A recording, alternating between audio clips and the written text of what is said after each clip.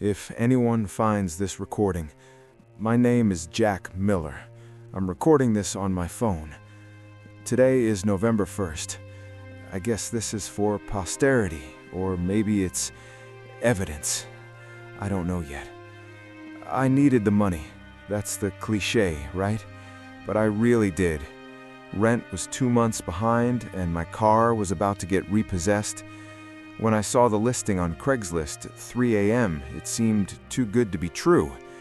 Urgent hire, night security, remote storage facility, $45 an hour, no prior experience needed, must be able to follow strict instructions. $45 an hour to sit in a booth and watch monitors?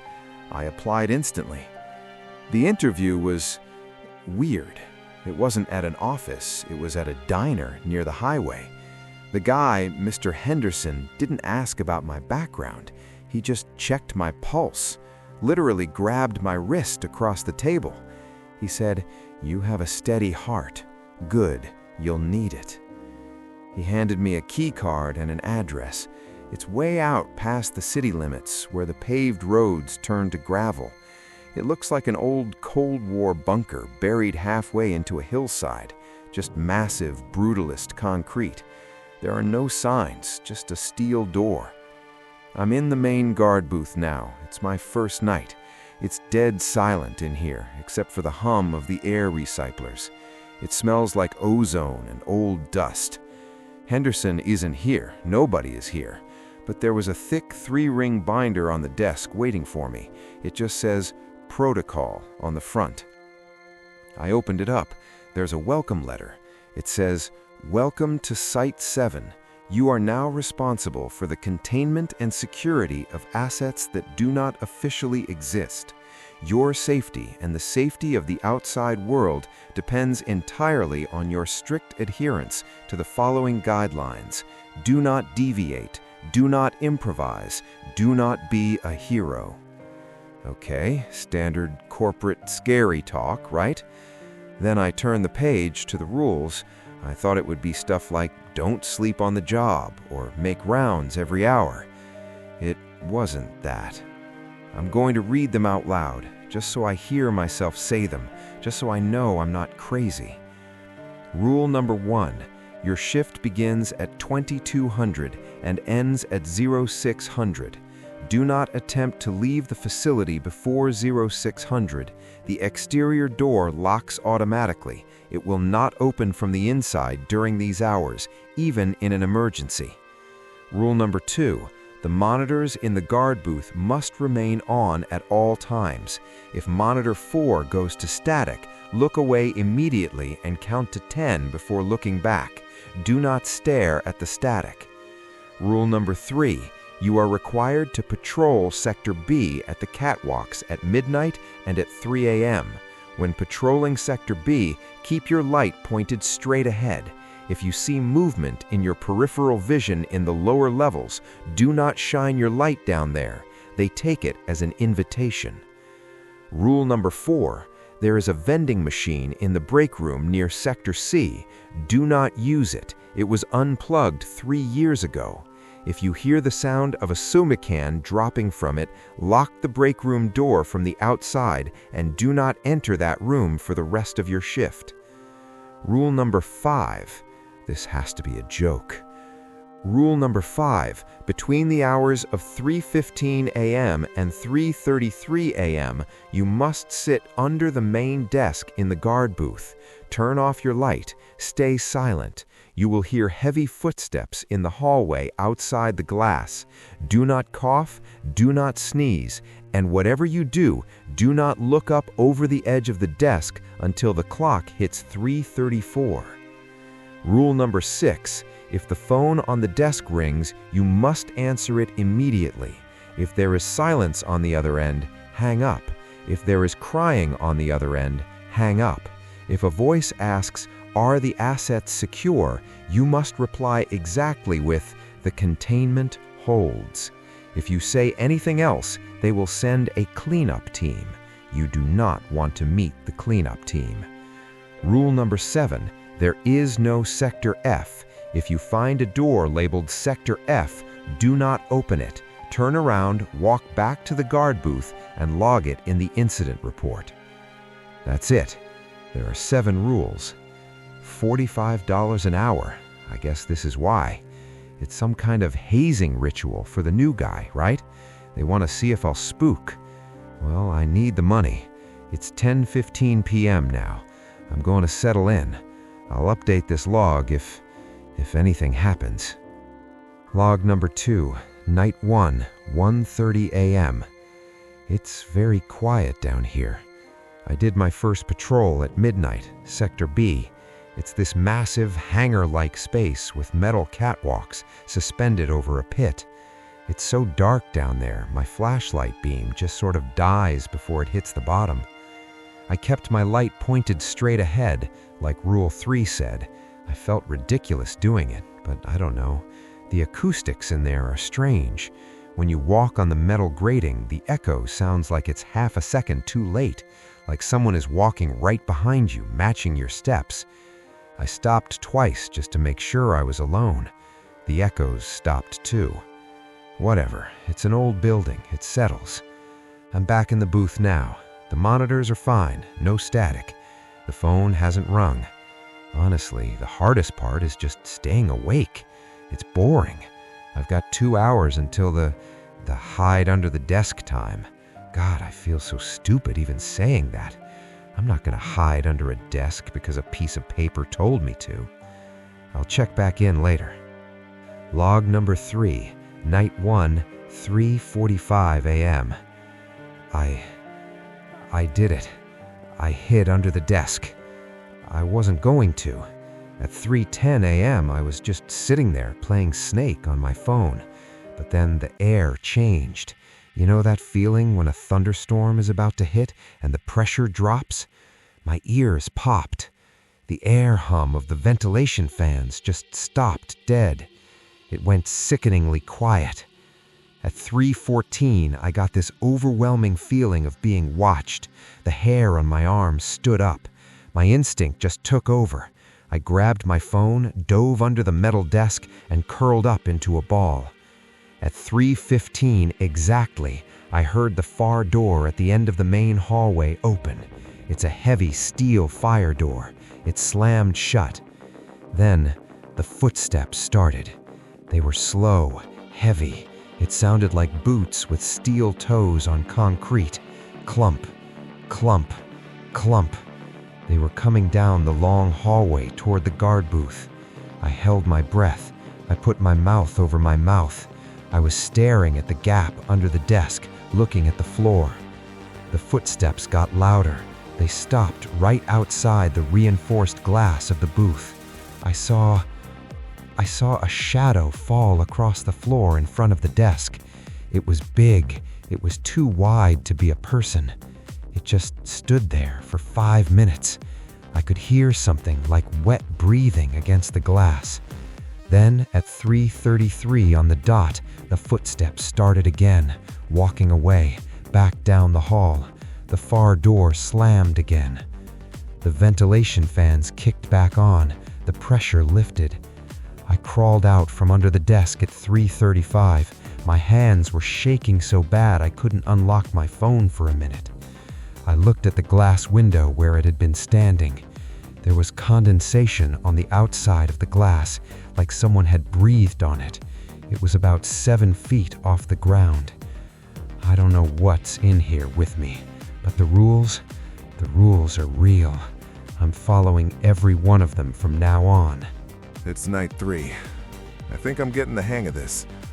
Or maybe I'm just getting numb to it. The fear, it's different now. The first night was panic. Now it's just this heavy, cold dread sitting in my stomach.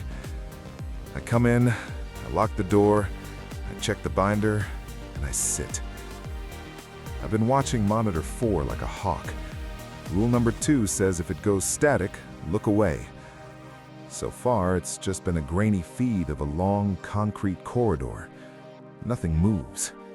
Sometimes I think I see shadows shifting in the corners, but when I squint, it's just the poor video quality. But tonight, something happened with rule number 4. the vending machine. I was doing my rounds near Sector C.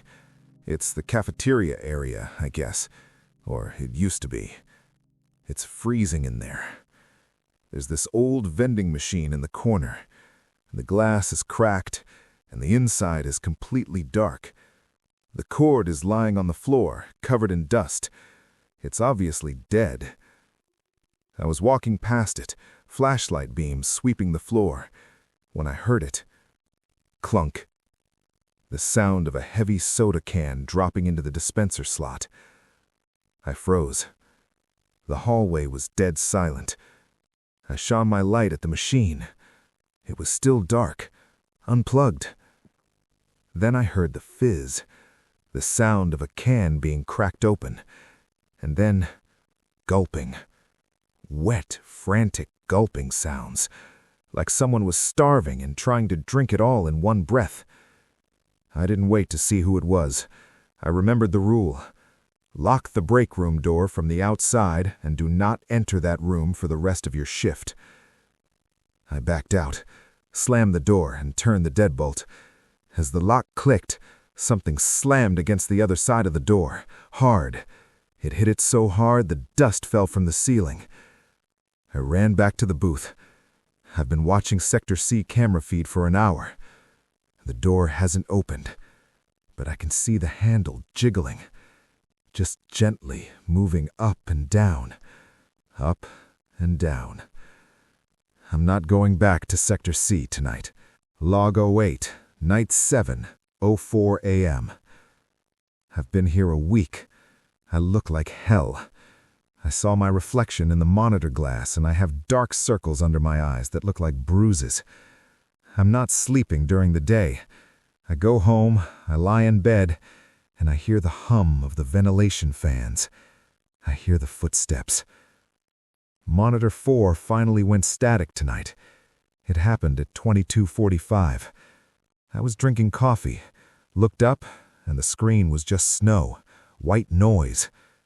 But the sound, the audio feed wasn't static. It was a voice, a woman's voice, whispering numbers. 7, 12, 44, 19. I remembered the rule. Look away, count to 10. I squeezed my eyes shut. I started counting. 1, 2, 3. The whispering got louder. It wasn't coming from the speakers anymore. It sounded like it was right behind my left ear. Look at me, Jack. Look at the screen. It knew my name. 4, 5, 6. I could feel cold breath on my neck. I wanted to look. I wanted to look so bad. It felt like if I didn't look, something terrible would happen. It was a physical pull hooking into my brain. 7, 8, 9. I slammed my hand down on the desk to ground myself. 10. I opened my eyes and looked back at the monitor. The static was gone. The corridor was empty. But on the floor of the corridor, on the screen, there was a wet footprint. Just one, pointing toward the camera. I checked the timestamp. The footage didn't skip. The footprint just appeared. I'm safe in the booth. That's what I keep telling myself. The glass is bulletproof. The door's reinforced steel. As long as I follow the rules, they can't get in. Right? Log 12, night 15, 01:15 a.m. The phone rang. Rule number 6. If the phone rings, answer immediately. It hasn't rung in 2 weeks. It's an old red rotary phone. It looks like a prop from a movie. But tonight, it screamed. It was so loud it made me jump out of my skin. I picked it up. My hand was sweating. Security? My voice cracked. Silence. Just dead air on the line. I was about to hang up, like the rules said. But then I heard it. Crying. But it wasn't a human crying. It sounded like a baby, but wrong, distorted. like a recording of a baby played backwards and slowed down. Wah, wah. I slammed the receiver down. My heart was hammering against my ribs. 10 seconds later, it rang again. I picked it up. Security? A voice. Deep, synthesized.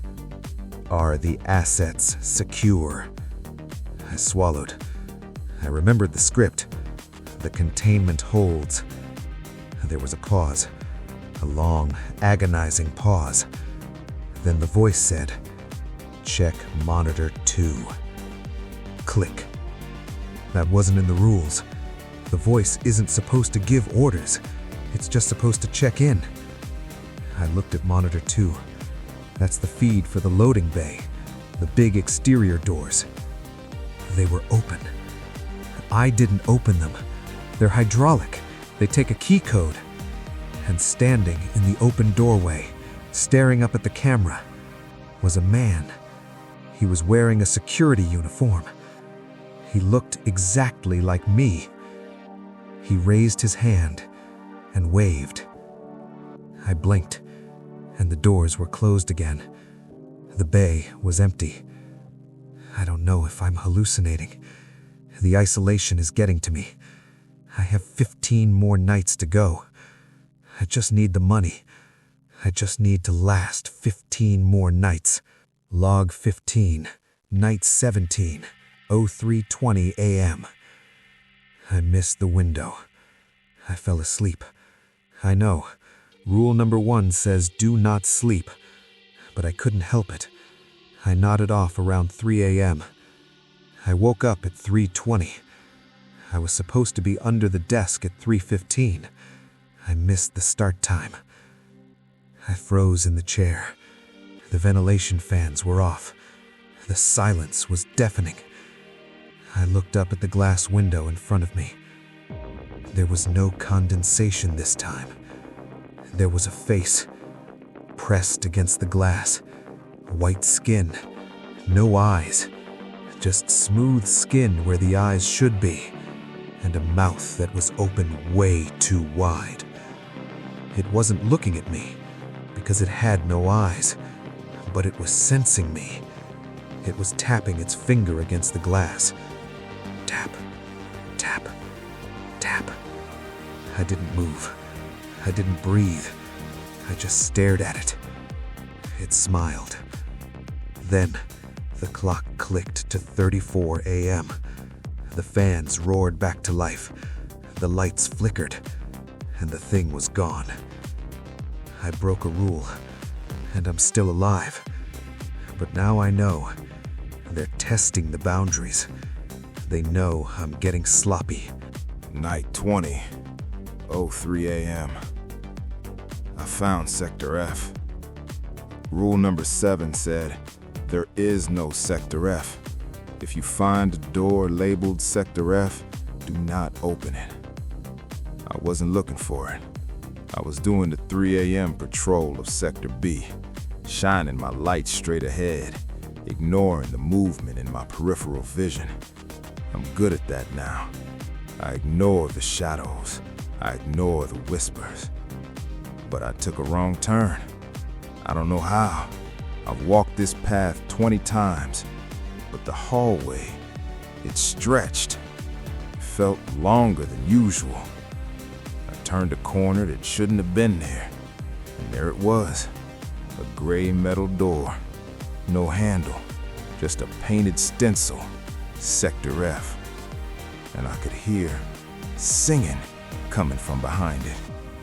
It sounded like a choir, beautiful, angelic. It was the most inviting sound I've ever heard. It made me want to weep. It made me want to open the door and just lay down inside. I reached for the door. I actually touched the metal. It was warm, vibrating. And then I remembered the rules. Not the binder, but the feeling of the rules. The fear. I pulled my hand back. I turned around. I walked back to the booth. I logged it in the incident report. Found Sector F door, did not enter. When I looked at the logbook later, my handwriting was different.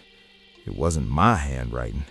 It was scratchy, jagged, and underneath my entry, someone else had written in red ink, "You should have come in. We miss you." I'm the only one here. I'm the only one with a pen. I locked the booth door. I pushed the heavy filing cabinet in front of it. I know it won't stop him, but it makes me feel better. Log 25, night 29, 3:33 a.m. The rules aren't working anymore.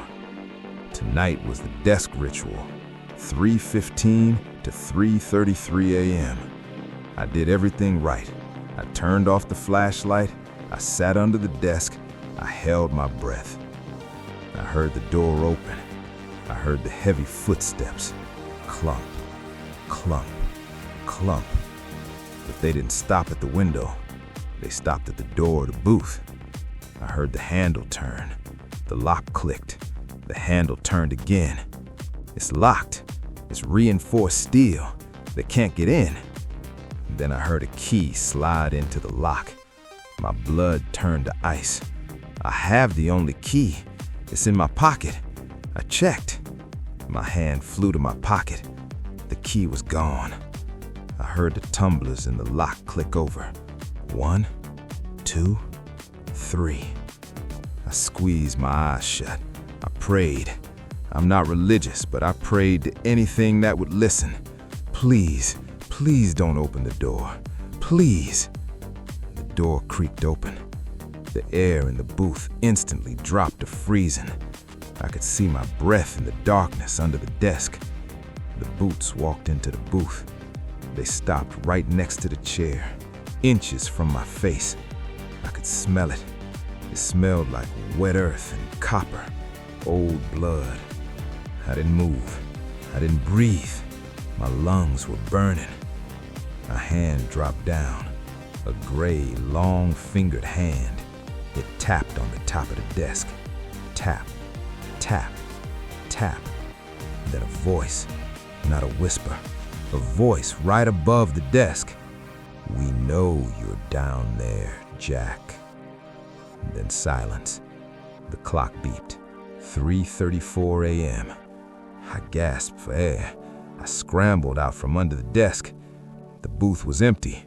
The door was closed and locked. My key was sitting on top of the desk, right where the hand had tapped. But next to the key was a letter, an envelope. It has my handwriting on it. It says, "To Jack, from Jack." I haven't opened it yet. I'm staring at it. I don't want to know what I have to say to myself. Log 29, night 30, 2200. This is it, the last shift. I almost didn't come back. After the hand, after the voice, I sat in my car in the parking lot for an hour just shaking. But I need the check. If I complete the month, I get a bonus. I can pay off everything. I can leave this town. I can forget this place exists. I walked in tonight. The atmosphere is heavy. It feels like the air is thick, like soup. It's hard to move. I opened the binder for the last time. The pages are empty. The rules are gone. The welcome letter's gone. It's just reams of empty white paper. Wait, no. The last page has writing. It's in red ink, big scrawled letters. Rule number 8. There is no leaving. What was that? That came from the loading bay. The sound of alarms starting to blare. A low, rhythmic siren. The monitors. Look at the monitors. Monitor 1, clear. Monitor 2, the doors are open. The loading bay doors are open, wide open. Monitor 3, oh God. The hallway, the main hallway, is full of them. Hundreds of them. Shadow people, things with too many limbs. The man in the security uniform that looks like me. They all just standing there, just staring at the camera. They're starting to move. They're coming toward the booth. I'm trying to call out.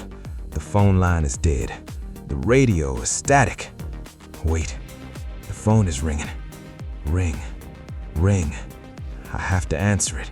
Rule 6, I have to answer it. Wait, the phone is ringing. Ring, ring. I have to answer it. Rule 6, I have to answer it. Security. The voice on the phone, distorted, loud. The containment has failed. The glass breaking. They're at the window. They're hitting the glass. It's cracking. It's spider webbing. The glass sounds like it's giving way. I'm grabbing the fire axe. I'm not going to hide under the desk this time. If anyone finds this recording, my name is Jack Miller. I was the night watchman at Site 7. The glass is breaking. Stay back. Stay back. Stay back. Stay back.